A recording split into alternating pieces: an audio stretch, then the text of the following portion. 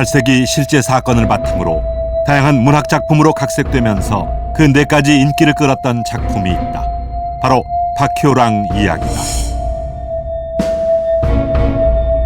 숙종 38년, 임금의 행차를 막아선 가녀린 최고의 선비가 억울함을 호소한다. 부친의 원수를 처벌해달라며 격정한 이는 행색은 남자였지만 사실 성주에서 올라온 박효랑이라는 처자였다. 대신들이 지나갈 때도 그 앞에 머리를 풀고 곡을 했는데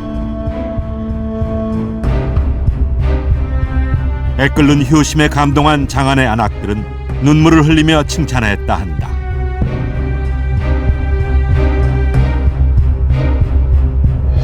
한편 효랑의 당찬 행동은 조선의 여론을 들끓게 했다. 전국 각지의 유림이 통문을 돌리고 상소를 올린 것이다. 18세기 조선 민심을 사로잡았던 박효랑 사건.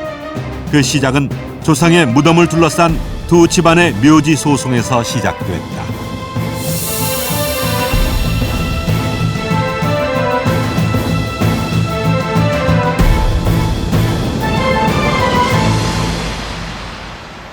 조선 사회에서 효는 자식된 사람이 지켜야 할 최고의 덕목이었습니다. 그래서 지극한 효성은 문학작품의 주요 소재가 되곤 했죠. 조선 후기의 기록으로 근대에는 소설로 각색되기도 했던 이 박효랑 이야기도 효성이 남달랐던 두 딸이 주인공입니다. 그저 지어낸 이야기가 아니라 18세기 당시 장안의 민심을 움직이고 유림들의 여론을 들끓게 했던 실화의 바탕을 두고 있습니다. 영조는 직접 명을 내려 박씨 집안의 딸을 기리는 효녀각을 세우게 했는데요. 이곳 김천에서 서울까지 남자에게도 험했을 그 길을 달려 아버지의 억울한 죽음을 밝혀달라고 호소했던 그 효심의 상을 내린 것입니다. 아직 결혼을 하지 않은 어린 효랑이 상경탄원까지 하게 된 사연의 그 시작에는 뜻밖에도 조상의 묘소를 둘러싼 소송이 있었습니다. 자, 지금부터 그 사건의 전말을 따라가 보겠습니다. 김천시 감천면. 저희들 우리 선영은 옛 성주 땅인 이 일대는 조선 후기 당시 죽산 박씨가 대대로 살던 곳이었다. 지금도 박씨가의 묘지들이 마을 뒷산에 자리하고 있다. 참고로 이제 이걸 한번 보시면 박효랑은 이곳에 살던 죽산 박씨가의 여식이었다. 여기가 이제 숫자 하자 제 이제 할아버지고요. 예. 거기 이제 따님이신 요 바로 밑에 후대의 이름을 널리 알린 덕에 언니 물랑과 함께 족보에도 그 이름이 올라 있다.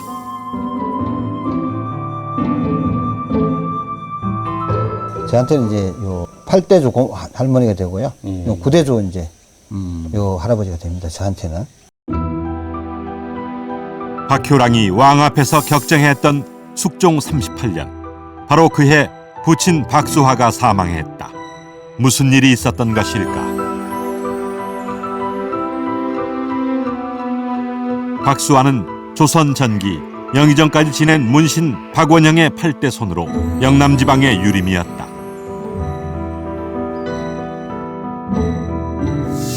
18세기 당시 기록인 박효랑 실기에 따르면 박경열한 자가 박수화의 선산 부군을 점유하면서 갈등은 시작됐다. 이제 일찍 갖고 하셨는데 큰 집 어른이 되시고. 예. 당시 박수화의 집안에서 수십 년 선산으로 쓰던 자리를 대구 사람 박경여가 침범해온 까닭은 무엇이었을까? 친척 앞쪽 저기가 되는 것 같고. 과거에는 워낙 그 풍수지리가 세던 그 세월이기 때문에 좋은 위치라고 자기들이 판단했기 때문에 그 권세와 힘을 믿고 강점을 해서 자기들 산소를 쓰려고 했던 그런 사건이었죠.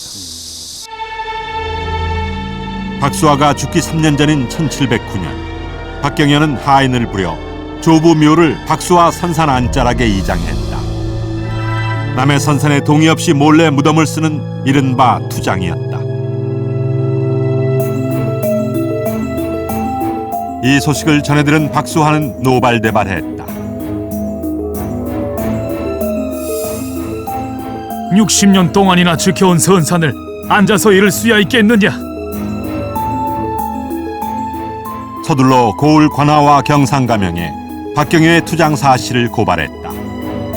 선산을 수호하려는 박수하와 투장한 채 버티는 박경여, 두 집안의 묘지 소송이 시작된 것이다.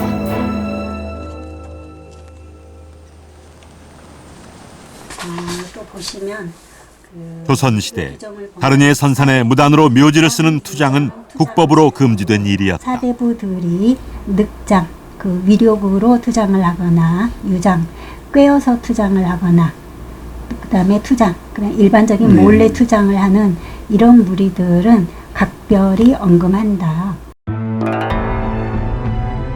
왕이 내린 판결을 모은 법전인 신보수교 집록에는 투장을 남의 집을 뺏는 것과 동일한 범죄이며 3년 유배의 엄벌에 처한다고 규정해 놓았다. 그런데 박수화는 묘지 소송에서 모두 패소했다. 판관이었던 성주 목사와 경상감사 모두 박경여를 두둔해 준 것이다. 왜 그랬을까?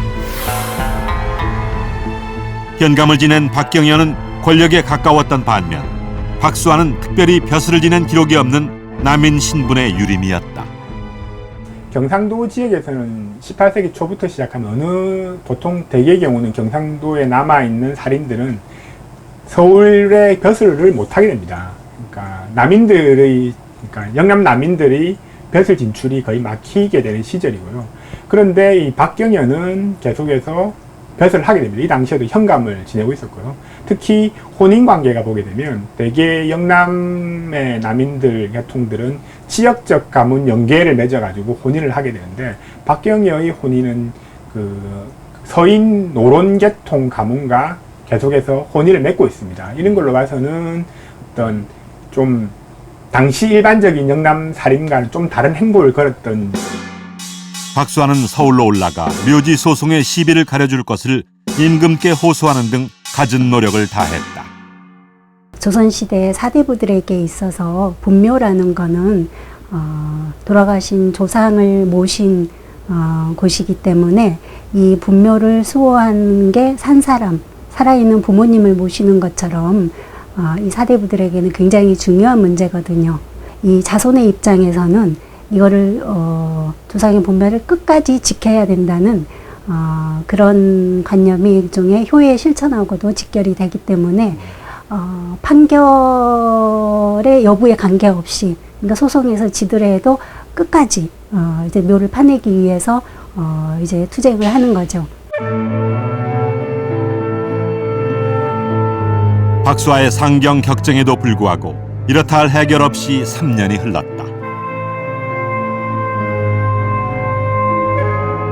그러는 사이 박경여는 투장한 조부 묘 주변의 권리를 조금씩 행세하려 했다. 박효랑 실기에 따르면 하인을 시켜 묘지 주변을 단장하고 나무를 무단으로 베은 것이다. 박수화는 박경여 집안의 하인을 잡아다 매를 때렸다. 이 일을 박경여가 관아에 고발했고 선영을 지키려던 박수화는 오히려 문초를 받게 된다. 그런데 진술 과정에서 박수화가 한 말이 큰 화를 불러왔다.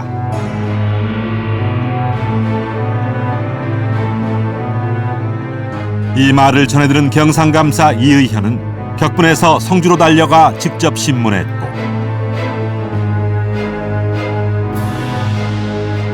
자신을 모독한 죄를 물어 무거운 형장을 치게 했다.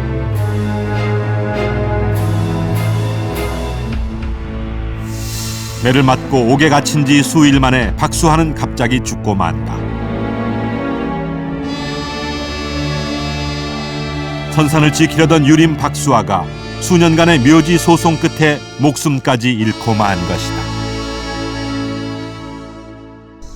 묘지를 둘러싼 두 집안의 싸움으로 선산을 지키려던 지방유림 박수화는 결국 죽고 맙니다. 얼핏 요즘 사람들에게는 쉽게 이해되지 않는 일인데요. 묘자리 하나를 두고 두 사대부 집안끼리 몇 년 동안이나 싸움을 해결하지 못한 것도 그렇고 사생결단하며 매달리는 것도 지나쳐 보입니다. 이렇듯 조상의 묘지를 둘러싼 소송을 조선에선 산송이라 했습니다. 박효랑 사건과 같은 산송은 특별한 경우가 아니라 노비 소송, 전답 소송과 더불어서 조선 사회의 3대 민사 소송으로 꼽힐 만큼 빈번하게 발생했습니다. 다른 소송들과는 달리 이 묘지 소송은 두 집안 간의 갈등이 한 번 발생하면 여간해선 타협이 어려웠고 또 오래 끌게 되면 곧잘 물리적인 충돌로 이어져서 조선 중후기 최대의 사회 문제로 떠오르게 됩니다.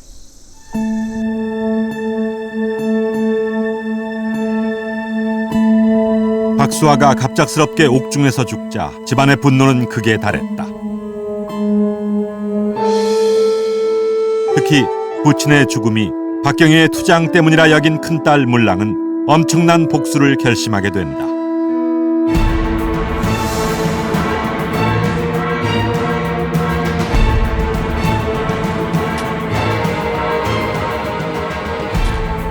여자의 몸으로 쉽지 않은 일이라 가족이 만류했지만 물랑은 직접 나서 손가락에 피가 맺히도록 무덤을 파냈다고 한다.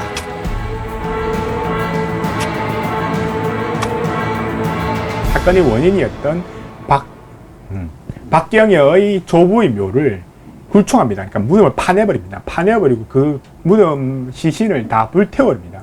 불태우게 되면 틀림없이 이 기록에 따르면 불태우게 버리게 되면 틀림없이 박경희가 할아버지 묘를 보기 위해서 오게 될 거다. 오게 되면 그때 박경희에게 복수를 하겠다라고 딸이 결심하게 되고요.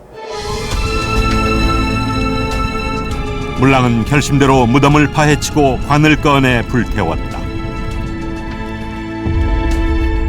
남의 무덤을 허락 없이 파내는 이른바 사구를 감행한 것이다.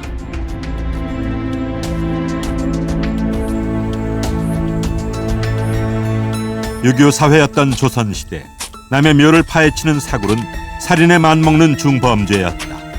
하지만 투장묘를 파내서라도 선산을 지키려는 것이 또한 당시의 효의식이었다.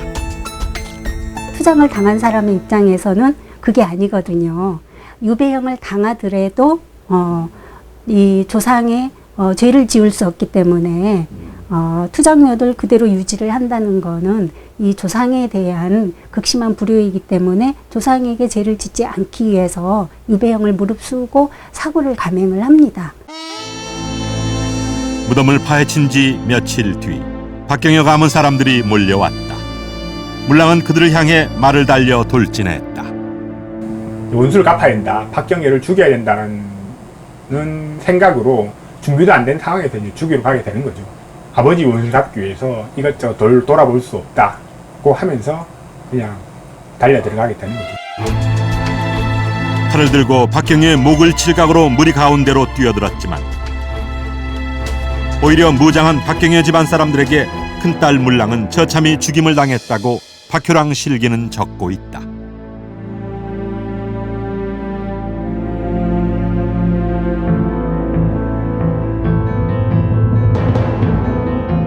묘지 소송이 양측의 살상으로 이어지자 조정에까지 이 사건의 심각성이 전해졌다.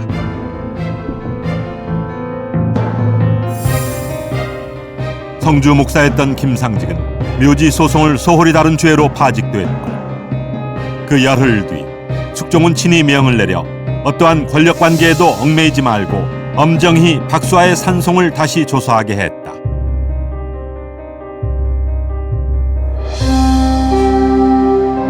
조정의 여론까지 움직인 데는 효랑의 역할이 컸다. 결혼도 하지 않은 어린 처녀 효랑이 서울까지 올라가 연일 억울함을 호소하고 다니니 장안의 이목이 집중됐던 것이다.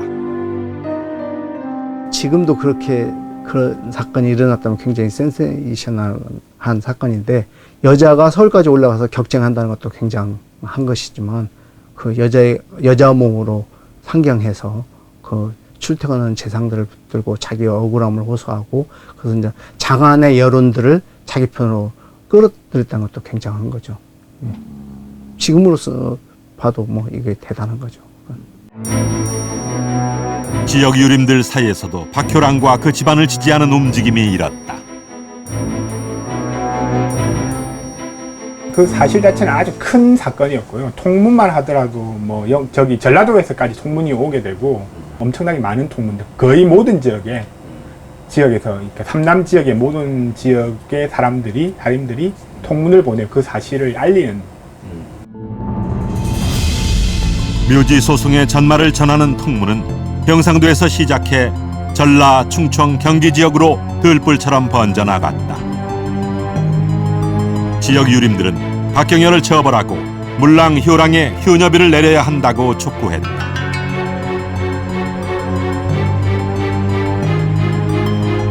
이런 유림들의 뜻을 모아 박경열을 엄벌하라는 복합 상소문이 작성되는데 서명한 유림의 수는 무려 7천여 명에 달했다. 또한 성균관 유생 100여 명도 가세하여 재차 상소하니 왕은 성주로 어사를 2차례나 파견하기에 이른다.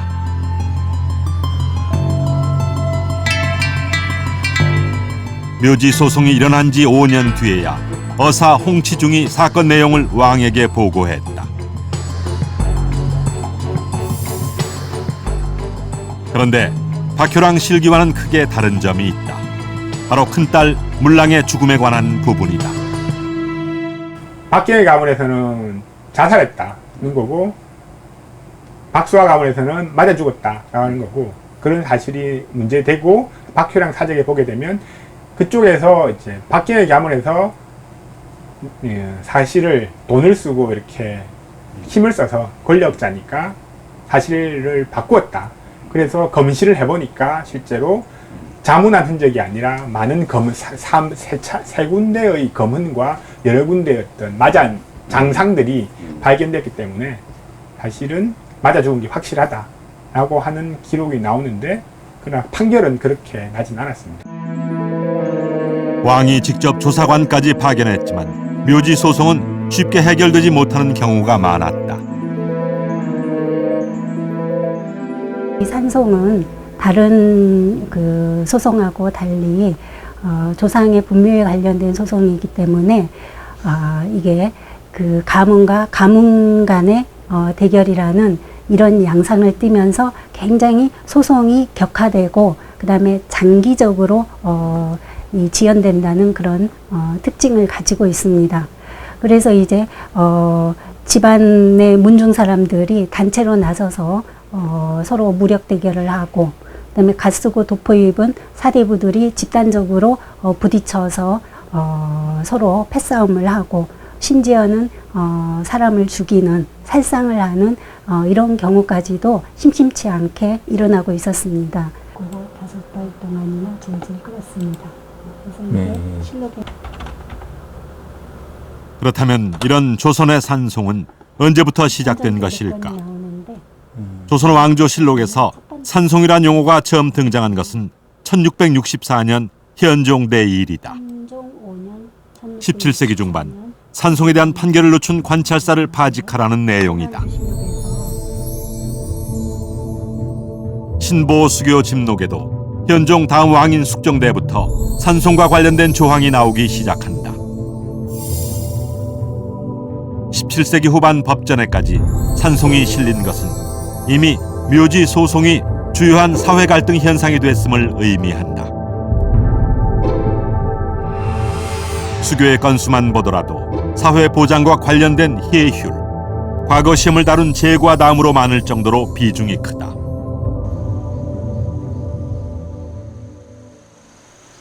조선 중기 이후 묘지 소송은 어느 정도로 심각했던 걸까?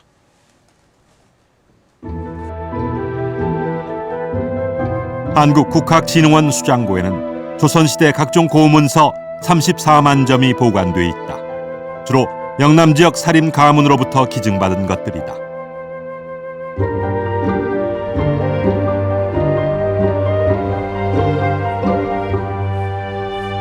편지, 일기 같은 사사로운 글부터 개인이 관공서와 주고받은 공적인 문서들도 있는데 그 대표적인 것이 소지다.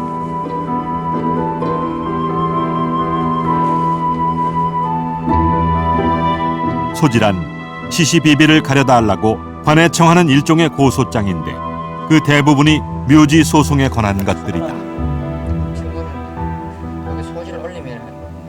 지금 남아있는 소지 가운데에 산송을 다루는 문서가 한 70% 이루고 있습니다. 근데 이렇게 많은 산송 관련되는 그 소지가 남아있다는 것은 그 시대에서 산송 문제가 사회적으로 상당한 큰 이슈가 되었다는 것을 알 수가 있습니다. 순서가 이렇게 보면은 소지에는 소송의 시작부터 재판 과정, 판결까지 전부 담겨 있다. 때때로 판결에 필요한 증거 자료가 첨부되기도 하는데 묘지 소송에서 가장 중요한 자료는 산도다. 산도는 분쟁이 생긴 묘지의 위치와 거리를 상세히 그린 것으로 묘지 소송의 양측 당사자와 조사관이 직접 현장에서 작성하게 된다. 이 그림은 그 유시문 중에서 소유하고 있는 이제 선산에 그 박씨 어떤 분이 투장을 했습니다. 그래서 거기에 이제 유시문 중에서 소송을 제기했고 또 그 양간청에서 개입이 되어서 그에 대한 이 그림을 그리고 이것이 아마 증거로 채택되어서 일일이 산송 현장에 나가볼 수 없었던 재판관은 산도를 보고 판결을 내렸다. 여기 보면은 이제 여기가 이제 유춘복 하시는 분의 고조모 묘소고 이거는 이제 조모의 묘소래요.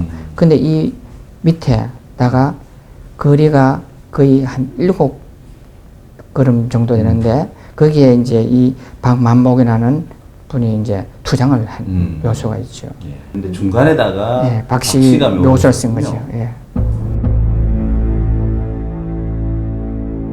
산도만 보더라도 박씨 집안의 투장이 분명했기에 결국 박씨 묘를 파내가라는 판결이 내려졌다.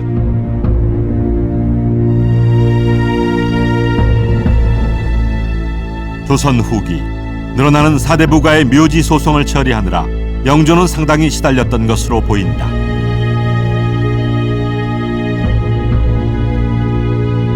요사이 상언한 것을 보건대 산송이 열에 8~9이나 되었다.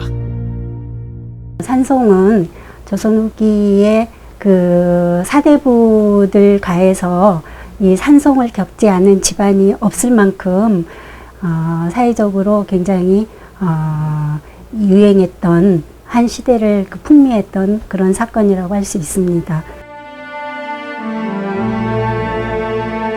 1723년 유니월의 깊은 밤, 왕의 안위를 걱정하는 신하의 만류를 뿌리치고 영조는 친히 흥화문으로 행차했다.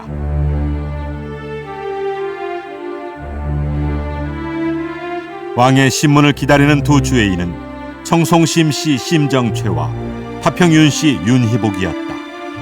두 집안은 수년간 묘지 소송으로 팽팽히 대립하고 있었다. 임금이 직접 중재에 나섰지만 양측 모두 한치의 양보가 없었다. 결국 영조는 이들에게 형장을 가한 후 유배를 보냈다. 도중 윤희복은 사망한다. 임금의 권위도 묘지를 수호하려는 두 가문의 고집을 꺾지 못한 것이다.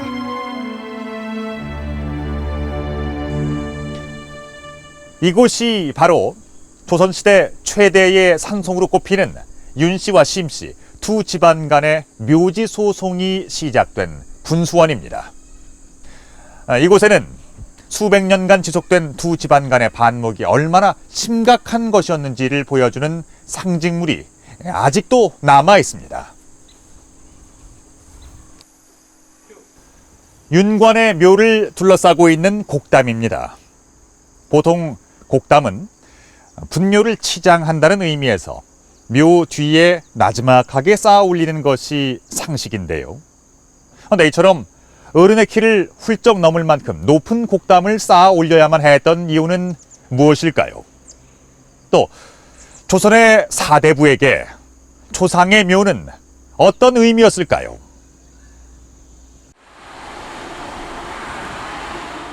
경기도 파주시 분수원에 위치한 고려 재상 윤관의 묘. 문인석과 무인석이 잘 다듬어진 봉분을 호위하고 있는 파평 윤씨가의 묘다.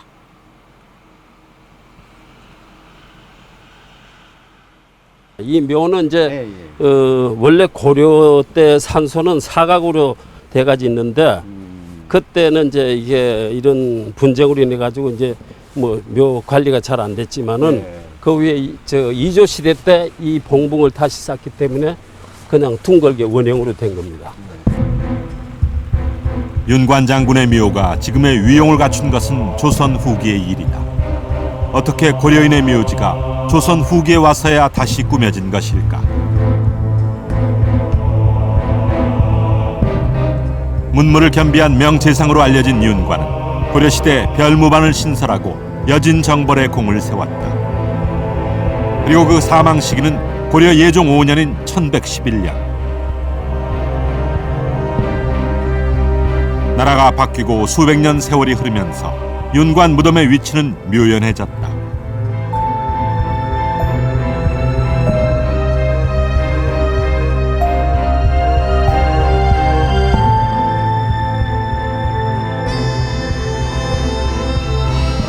(18세기) 초 파평 윤씨 집안에서는 몇 해 동안 무덤 하나를 찾고 있었다. 잃어버린 윤관 장군의 묘였다.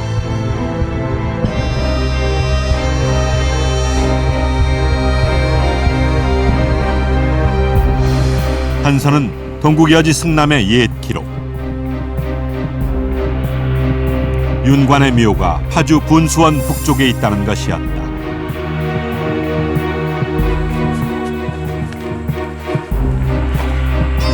그 일대를 찾아다니기를 몇 해. 마침내 흙 속에서 비석 조각을 발견했다.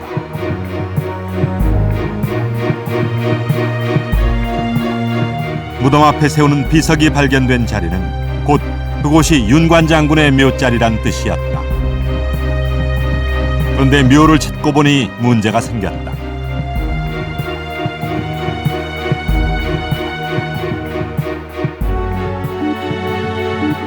무덤 바로 뒤쪽 일직선 위 지척에 조선 명망가의 묘지가 이미 자리하고 있었던 것이다.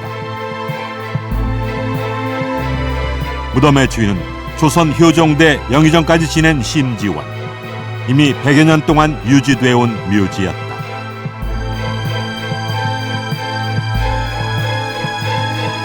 파평 윤씨 가문은 고려 윤관의 묘가 먼저라며 이장을 요구했다. 청송 심씨 가문은 명망 높았던 조상의 묘를 옮길 마음이 없었다. 이후로 250년 심지원의 묘가 들어선 때부터는 거의 400년 동안 이어진 조선 최대 묘지 소송의 시작이었다. 지금 현재하고 달라서 옛날엔 다 이렇게 그림이 돼 있는 걸로 알고 있습니다.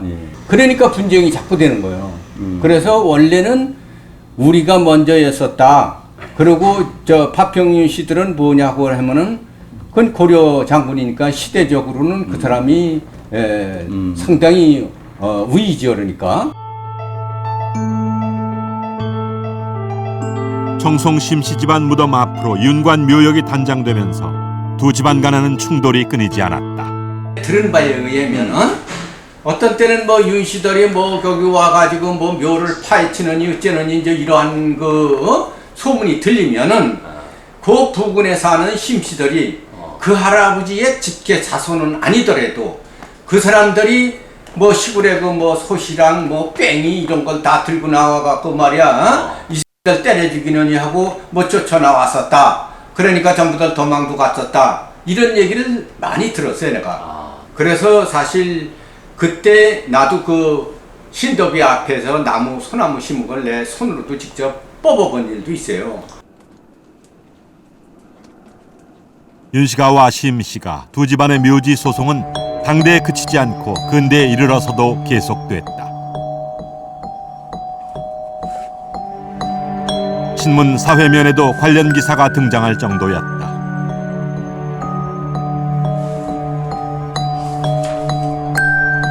(1906년 5월에는) 심씨가에서 나무를 베어 팔려 했던 사건이 기사화됐다.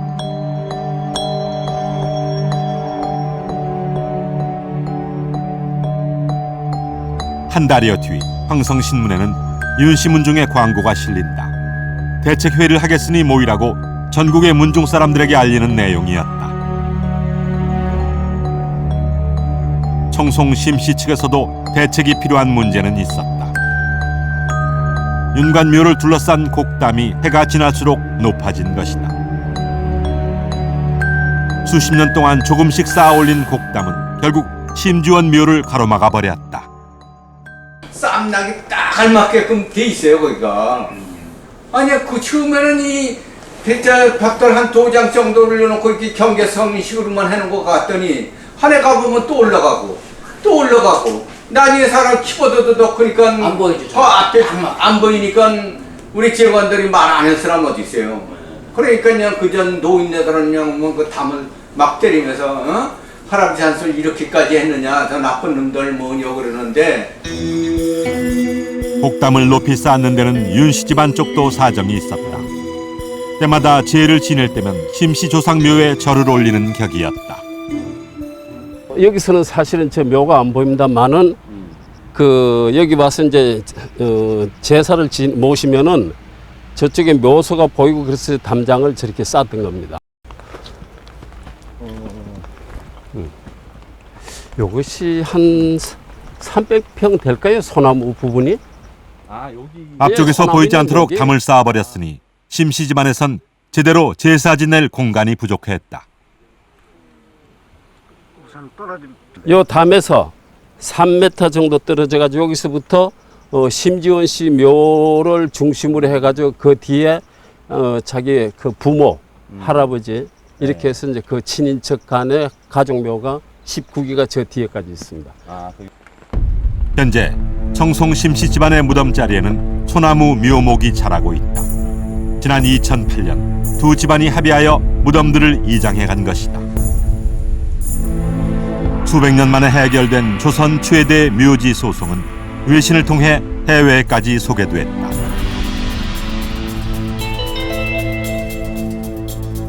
유교의 효의식을 알지 못하는 외국인들에게 묘지를 둘러싼 오랜 소송은 매우 이례적인 사건으로 여겨졌던 것이다. 고려 재상 윤관의 묘는 그 위치가 묘연했다가 조선 후기에야 다시 찾았다. 목숨을 걸고서라도 지키려 했던 조상의 묘를 수백 년 동안 잃어버렸던 까닭은 무엇이었을까? 그 이전은 되게 처가살이를 했기 때문에 우리 할아버지는 뭐 경상도 청도로 그 처가살이를 하셨고 우리 뭐 아버지는 뭐 저 전라도 영암 그다음에 뭐 나는 뭐 충청도 청주 이렇게 가 있기 때문에 묘 관리라든가 이런 것들에 그렇게 크게 신경을 안 쓴 거죠. 근데 그것이 17세기 이후에 같은 성씨가 그냥 동성마을을 이루고 그러면서부터 종산도 생기고 문중이라는 것도 생기고 그러면서부터 이제 이게 점점점 그 묘 관리라든가 자기 조상 묘 관리라든가 이런 것들에 대해서 신경을 쓰게 된 거죠. 경북 안동의 진성이 씨 종택. 외손까지 이정 구잔 우리 그렇죠. 정문로가 이 선조 부종공 처음 이곳 안동에 자리 잡은 이는 이운후로 퇴계 이황의 고조부다.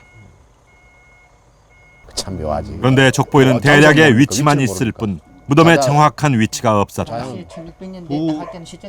조선 초만 해도 딸 사위로 이어지는 외손이 묘를 관리하는 경우가 많았는데 세대가 멀어지면서 이운후의 묘는 이름 없는 고총이 돼버린 것이다.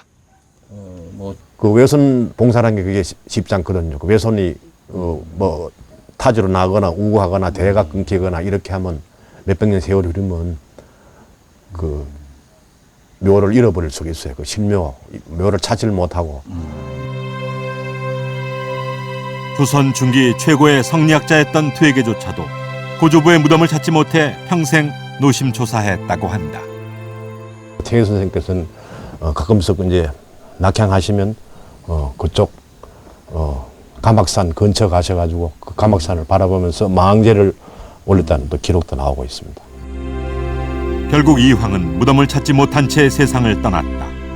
이운후 묘를 되찾은 것은 그로부터 수십 년이 흐른 뒤였다. 성리학을 건국 이념으로 삼았던 조선 왕조. 하지만 조선 초기에는 종손이 중심이 되어 조상의 제사와 묘를 지키는 유교식 종법 질서가 자리잡지 못한 상태였다. 조선 전기 16세기까지는 고려적인 질서가 아직 우리가 조선 사회가 성립됐다 할지라도 아주 고려적인 사유 체계라든지 그런 것이 사회에 이제 지배하고 있다가 성리학이 이제 본격적으로 정착되는 게 17세기입니다. 조선 중기에 와서야 사대부들은 성리학을 생활 속에 녹여내고 실천하고자 했다.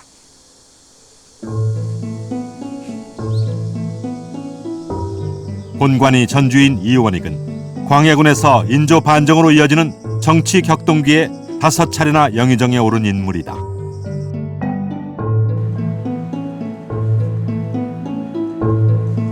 문중에서도 영향력이 컸던 그는 집안 묘역, 즉 종산을 지키는 데 필요한 원칙을 자손들에게 유서로 남겨 당부했다.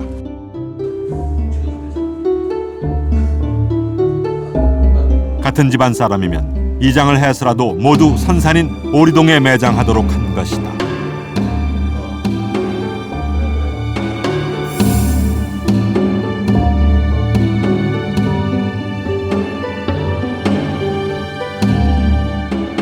집안에 묘가 흩어져 있으면 돌보기도 힘들고 한두 해 지나다 보면 그 위치를 잃어버리게 될 수 있음을 걱정한 이원익은 살아서 같은 집, 같은 동네에 모여 살든 죽어서는 묘를 같이 하는 것이 하늘의 뜻이며 사람의 도리라 여겼다.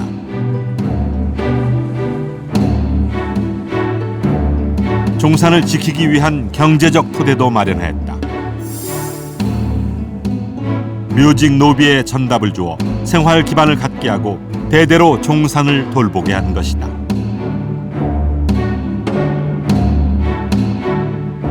조선 중기 이후 사림의 성리학적 가치관은 종손을 중심으로 문중을 형성했고 조상 묘 수호에 정성을 쏟았다. 하지만 이런 유교 상장례 문화는 후기로 갈수록 명당 열풍으로 변질되면서 산송의 주요한 배경이 되기도 한다. 우리가 결혼을 말하는 표현 가운데 장가를 든다라는 말이 있습니다. 사실 고려시대부터 조선 초기까지만 하더라도 이 장가를 든다라는 표현이 상징하듯 남자의 처가살이가 상당히 일반화되어 있었다고 합니다. 자연스럽게 묘지도 처가 근처에 쓸 수 있었고 제사도 아들, 딸을 구별하지 않고 형편이 되는 쪽이 모시도록 했던 문화였습니다. 후계 중심의 가족 제도는 16세기 이후부터 정착되기 시작했습니다.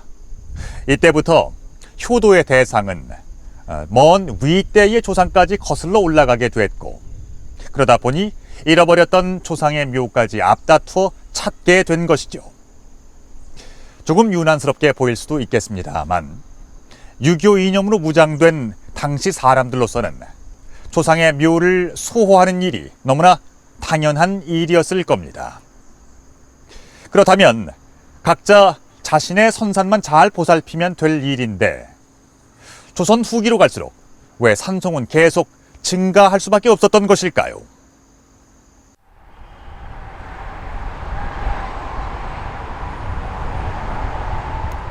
조선시대의 토지 소유 개념은 지금과 많이 달랐다. 산, 강, 호수는 만백성이 더불어 누리는 것이므로 산림은 개인의 소유 대상이 아니었다.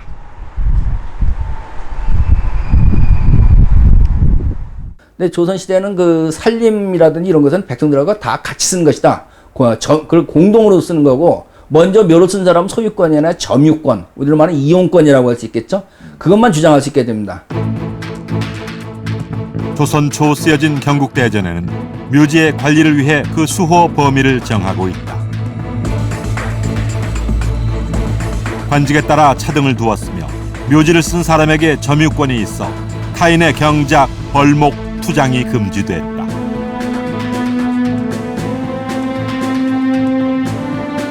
하지만 조선 중기로 갈수록 이 규정은 유명무실해진다. 묘지 범위에 대한 인식이 달라졌기 때문이다. 조선 후기에 들게 되면은 풍수지리가 크게 유행하게 되고요. 그러면 지맥이 되게 중시 여겨지게 되니까 좌청룡 우백호라고 해당되는 지맥에 다른 사람이 무덤을 쓰게 되면 혈이 끊긴다고 해서 못 쓰게 되게 되는 거죠. 조선 사대부가 선호하는 좋은 묘자리는 무덤 뒤쪽의 주산을 중심으로 좌우 산줄기가 감싸며 내려오는 이른바 좌청룡 우백호의 지세였다.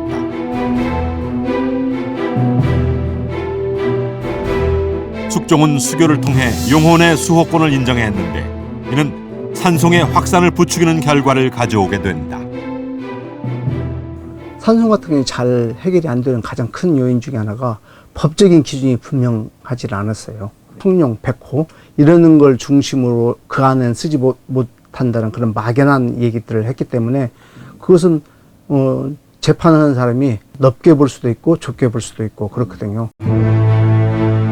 정약용은 목민심서에서 산송을 조선 후기 최고의 사회 문제로 꼽으며 개탄했다. 묘지를 둘러싸고 벌어지는 소송이 이제 패속의 경지에 이르렀다.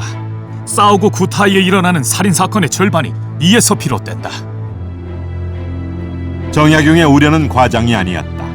1901년 영춘군에서 장례 행렬 도중에 사람이 맞아 죽는 사건이 발생했다. 조선시대 살인사건 보고서인 검 안에 그 검시 기록이 있는데 살해당한 이는 이시문중의 이창석이었다. 피의자는 장시문중의 하인 조만석이었다. 엄숙해야 할 장례식 날 두 집안은 왜 살인에까지 이른 것일까? 좋은 묘자리를 찾던 장석준이란 자는 이시문중의 몇 사람과 거래를 했다. 이시문중의 몇 사람에게 땅을 주고 그걸 좀 이제 사용할 수 있게 해달라고 허락을 받았다고 이제 장시문중에서는 주장하는 것이고 이시문중에서 합의된 바가 없다. 그러나 장씨 집안은 장례를 강행했다. 이시문중의 사람들이 이를 막아섰고 돌을 던져 행렬을 방해했다. 문중 선산에 다른 묘를 쓰게 할 수 없다는 이유에서였다. 결국 두 집안 간의 몸싸움이 벌어졌고 이창석이 맞아 죽은 것이다. 명당 자리를 향한 갈망이 무력으로 표출된 조선 후기 전형적인 묘지 다툼 사례였다. 당시 이제 이런 산송 사건이 많은 건 그 풍수지리사에 의해서 이제 길지를 선택해서 장례를 잘 치르면 좋은 곳에 장례를 치르면 후손들이 큰 복을 받는다는 그런 풍수지리 사상이 뭐 후기에 워낙 유행을 하기 때문에 이런 남에게 돈을 주어서까지라도 혹은 뭐 남의 무덤을 막 파내는 투장 같은 것도 벌어지지 않습니까? 이런 걸 통해서라도 좋은 묘지를 선점하려고 하는 그런 다툼이 많아지기 때문에 산송 사건이 조선 후기에 가서 빈번하게 일어나는 것을 알 수가 있습니다. 18, 19세기 조선 후기 사회는 격동기였다. 신분 질서가 동요하는 가운데 산송은 하층민에까지 확산됐다. 정조의 국정기록인 일성록에는 선비 송복교의 상언이 실렸는데 자신의 노비가 야밤을 틈타 선산에 투장했다는 내용이다. 평천민의 입장에서도 나도 좋은 곳에다가 무덤을 쓰게 되면 내 자손들은 이런 억울하고 이렇게 그런 지위 낮은 단계에서 벗어나서 뭐 양반도 될 수 있고 아니면 평민도 될 수 있다. 천민들의 입장에서는 그런 생각들을 하게 되죠. 그러다 보니까 이제 점점점 평민들도 무덤을 버젓이 쓰려고 하는 거고 그러다 보니까 싸움이 격화될 수밖에 없는 거죠. 유교적 효의식에서 시작돼 후기에는 하층민의 신분 상승 욕구까지 혼재됐던 조선 특유의 사회 현상. 그것이 조상 묘를 지키기 위한 싸움, 조선의 묘지 소송이었다. 결국 산송은 그 지나침 때문에 조선 사회의 피해습으로 치부됐지만 그 시작은 조상에 대한 효의식이었습니다. 한 사회를 지배하는 가족제도, 그 시대의 가치관이 집약돼서 나타나는 것이 바로 죽음에 대한 의식, 상장례가 아닐까 싶은데요. 윤회를 믿었던 고려시대에는 화장 문화가 지배적이었고 효를 최고의 덕목으로 여겼던 조선시대에는 부모상을 당하면 움막을 치고 부모의 묘를 지켰습니다. 이곳은 지난 2008년 파평윤 씨와의 긴 다툼을 끝내고 이장한 심지원과 그 조부의 묘입니다.